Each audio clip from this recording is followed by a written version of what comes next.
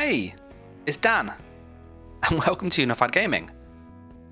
So in this one, we're going to play Trash or Grab, the game where we check the weekly vendors to see are the items worth grabbing or are they absolute trash. As always with this series, this is recorded on the weekend and we cover every vendor, the Golden Vendor, Telvar, Scalarium, etc.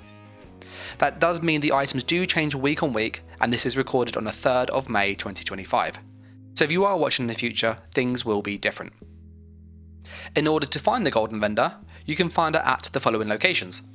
If you're on the DC, Daggerfall Covenant, she's on Northern High Rock Gate. If you're playing on Aldmeri Dominion, she's at the Western Elsewhere Gate. And if you're playing on the Southern Morrowind Gate, if you're on Ebonheart Pact. If you like the series, then likes and comments are greatly appreciated. And if you want to stay up to date with it, then do consider subscribing.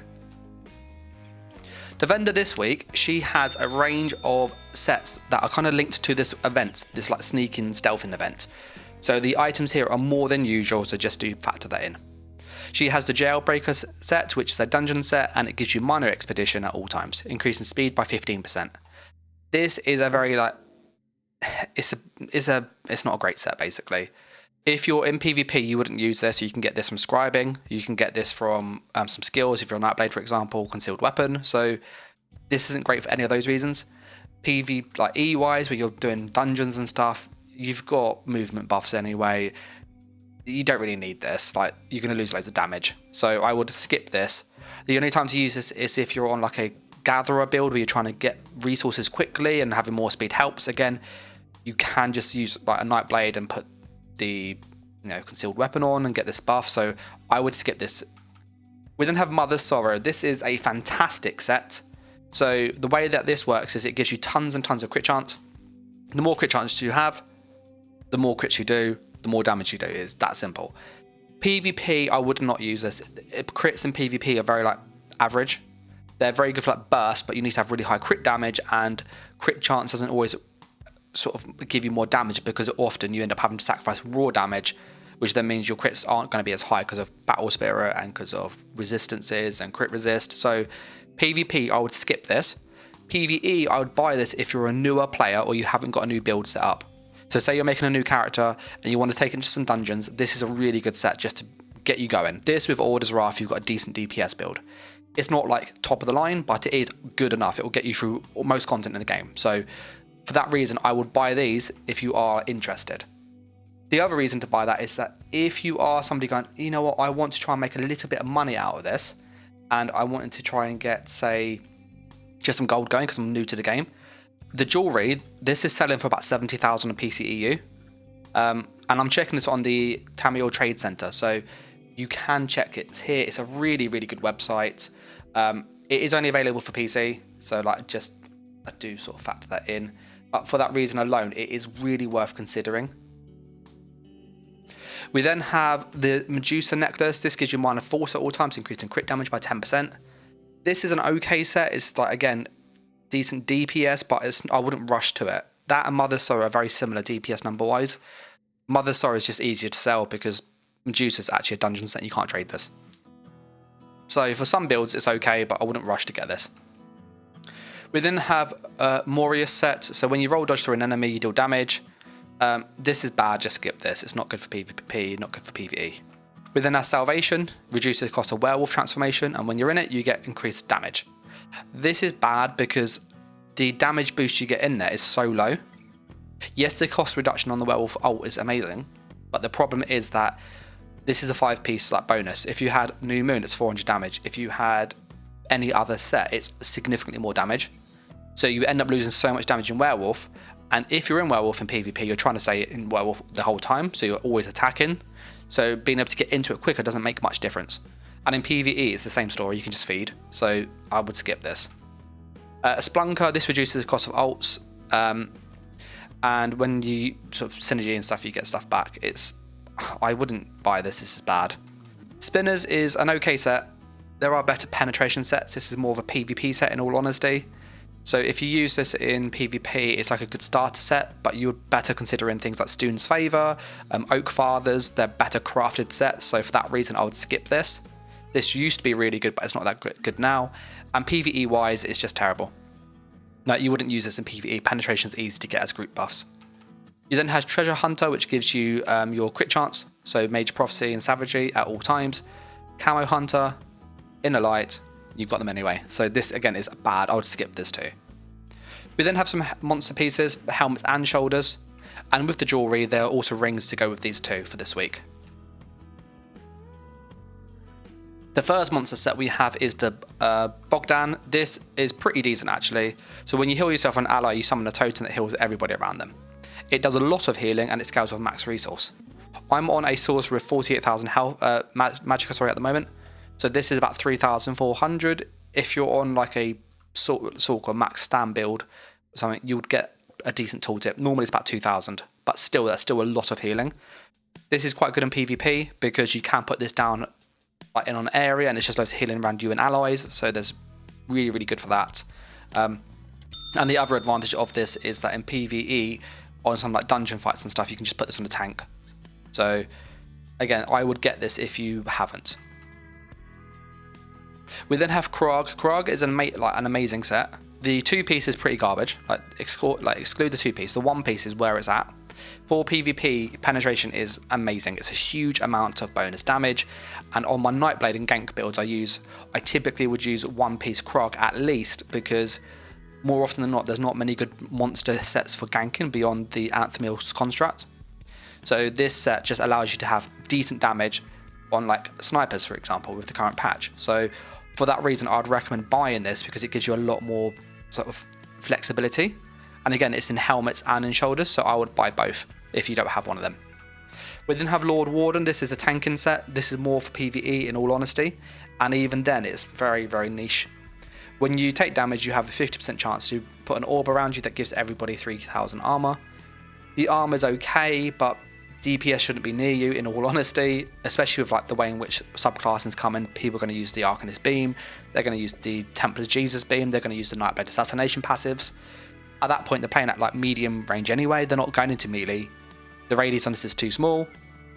So with all of that in mind, you're not really going to be benefiting from this much. So I wouldn't rush to buy this. There are better sets in all honesty.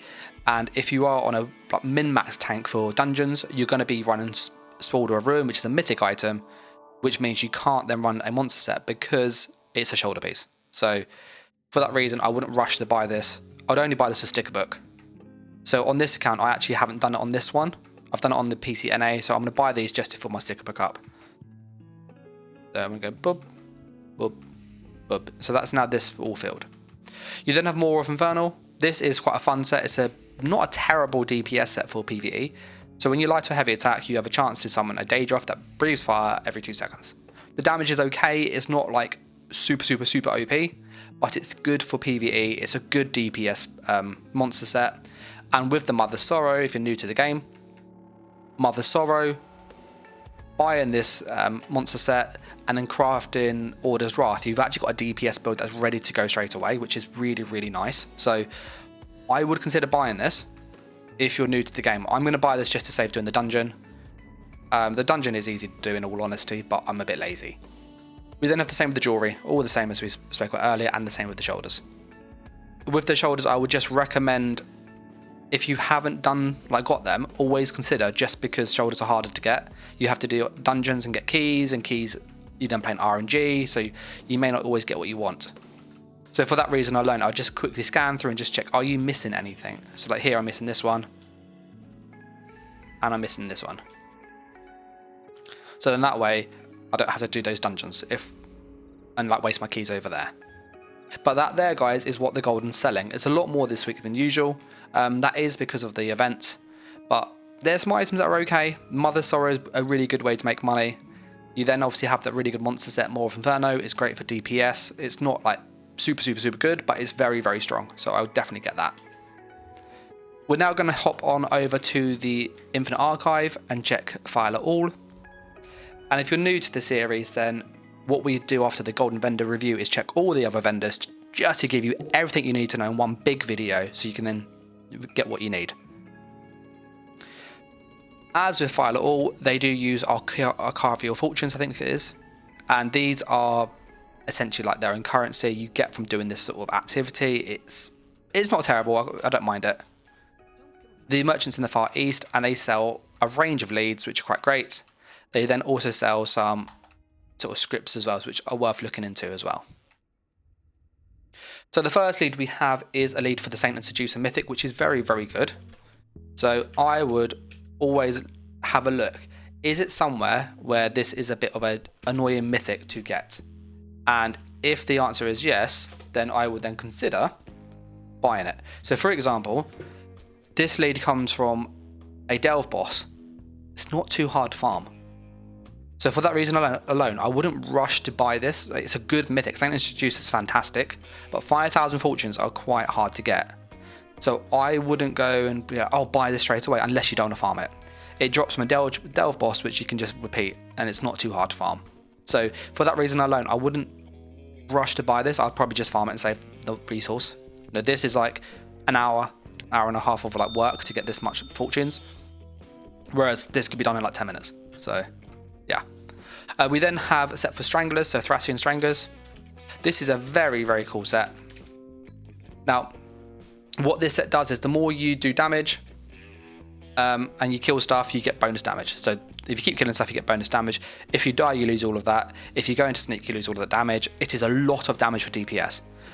This does drop from just all world bosses in Auradon. So for that reason alone, this is very easy to farm again. So I wouldn't rush to buy these. They're very good mythics, both of them, but I wouldn't rush to get them. We then have for the scripts this week, Interrupt, which is like terrible, don't get this. Knockback is okay. Leeching First is bad. So the scripts from the sort of vendor here, the filer, all are not great. I would skip these. So I would say for this week, I would save your fortunes personally and just farm these myself. That's what I'd recommend. We're now going to hop on over to the Scholarium in Avea. The Scholarium is placed as part of the Gold Road DLC. It is also worth stressing that Zos has come up recently and said that Scribing will come to the base game for all players in a future patch. So that's really cool. So if you do see this, you go, oh, I really want Scribing, I don't have it. It is coming eventually, hopefully in the next month or so. But once you get here with the Scribing, you can make custom spells and stuff, as you've seen, within like restrictions. But we're mainly interested in the vendor down here. And here this person sells the following. He has all of the grimoires, so all the skills, and then he's selling sorcery and brutality, lifesteal, flame damage, and war mage's defense. All of these are pretty like mid, in all honesty. The brutality and sorcery is not terrible. Like, I would recommend buying one, and if you have a banker, you are allowed to do this. You can literally go and deposit the script into your bank. So then, and then rebuy it. So you go, oh, actually, I want to get this on a few characters, which I would buy with subclassing just because it gives you more choices next patch, sorry. Because this brutality and sorcery, if you drop a skill line that gives you this normally, well, you can then access this from scribing.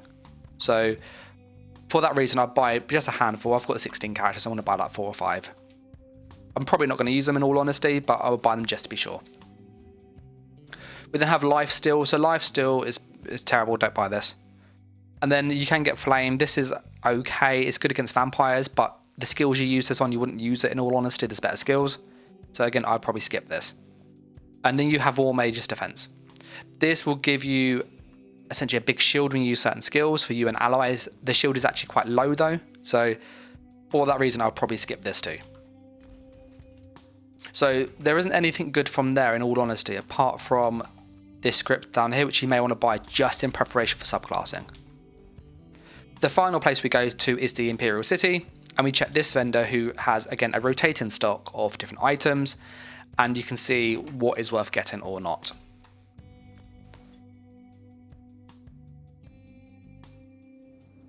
As always, if you like the series, and obviously do consider subscribing, it really helps. And when you get to here, you're looking for this icon here. And then you want to move all the way around to the back, and you're looking for a vendor who's called the Telvar vendor. This person sells a range of different leads and stuff. They do appear and they have like a rotating stock. So it is this orc over here. Now, please note I am on DC, so if you're on a different alliance, it might be a different person, but this is the person. It says Telvar Merchant. This week they are selling Cyrodiil's Crest. When you block, you heal. This has a 4-second cooldown. It's not terrible for PvE. The problem is this is like stupidly expensive. Like I would not buy this. It's way too expensive. So just skip this. Vanguard's Challenge. When you taunt an enemy player, they deal 35% less damage to all players, but more to you. This is terrible. Like you wouldn't really use this. The only time you may use this is if you're in a Zerg and you're trying to hunt a 1vx player, because you can then use something like Inner Beast, taunt them at range. They just have a massive damage loss, which is huge. And because you're in a Zerg, well, they can't kill you because you've got loads of healing coming. So it's quite good if you want to counter like a good player if you're outnumbered and you're like overwhelming somebody. This is very, very good for that. But again, it's way too expensive. You can just buy this, it's cheaper. We then have 2 leads.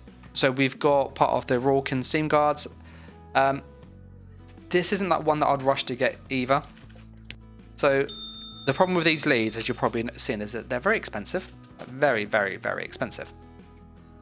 And this is when you block and brace, you reduce the damage taken by 90%. But when you take damage, it then has a 10-second reset. So it's basically like a pseudo parry. So imagine you're trying to parry and block at the right time. If you do it right, you take almost no damage. But then you have a 10-second cooldown. That's the problem. The cooldown's too big. So for this reason alone, I wouldn't use this. Like this, you'd only get this if you're a completionist. You're after, trying to complete the Scholar or the sort of antiquity system. Again, it's just not really worth it. The only thing to note is that this does come from a dungeon boss. The dungeon boss isn't too hard, so I wouldn't rush. We then have a Winter's Pelt. This is from the Lark Cladding Mythic. And this, again, is a bit of a weird one, because if you sprint, you can then run through enemies and you charm them, which stuns them. They can't cast like skills or stuff. They move towards you and you get resources back. The problem is there are better mythics for PvP. There's better mythics for PvE. So this is just pointless. So I would skip this as well. We then have some scripts: Evasion, Uncertainty, Frost Damage, and Cavalier's Charge. All of these are fantastic in their own right. Cavalier's Charge is brilliant for the banner skill. So if you're using the banner, this is fantastic. The problem is they have nerfed it. So with that in mind, it means that this is no longer as good as it used to be. You could use Cavalier's Charge when you snuck or when you went invisible, which is what I do on my Nightblade gank builds, and you get an extra 300-400 weapon damage. It is really, really nice, and if it's fully buffed, it's like 600. It is huge. This won't work, so you have to actually be out of stealth, and then as a result, you then lose 2 bar slots because you have to double bar this to make it easy to use. So I wouldn't rush to buy this. It's a very good script if you're playing in PvE for like a group and you're just trying to give everybody bonus damage. It's a great script if you're trying to play in PvP in an organized group. More speed, more damage, really, really good. It's just very expensive. I wouldn't rush to get this. We have Frost Damage. This was up last week in one of the trader vendors, which is much cheaper, but this is still very, very good. So this procs a set called Winterborn in PvP. So Winterborn, if you're unaware, comes from an arena, and it comes from Maelstrom Arena. And when you do ice damage, you then do ice up to the person. So if you do something like Force Pulse, Crushing Shock, those kind of things will proc this. If you use a light attack on a ice staff, it will proc it. Ice glyphs do not though, so if you use like a frost glyph, it won't proc it. It has to be a skill basically. And this procs instantly. So this is really good for ganking, which means with this script here, you can use Willed Soul with Frost, so Frost Soul, Chilling Soul, and then you can proc that set instantly, which means it's a really good gank set. So this is very worth considering if you're trying to gank people at range. Uncertainty, I wouldn't rush to buy this. And Evasion's okay. Reducing AoE damage is nice. Most ultimates are AoE in this game, so it reduces a lot of those damage, like those effects. But that there, guys, is the vendor. There's quite a lot this week to go through, especially with the golden. Some okay stuff, especially with the event, but nothing to like rush to buy if you sort of ask me. I'd get Mother Sorrow if I'm after gold. I'd get the Maw of Inferno if I want to have a DPS monster set and I don't want to sort of farm one. But beyond that, that's kind of what I'd suggest. As always, if you like the series, then likes and comments are greatly appreciated. And if you haven't done so, do subscribe so you don't miss out on the future content.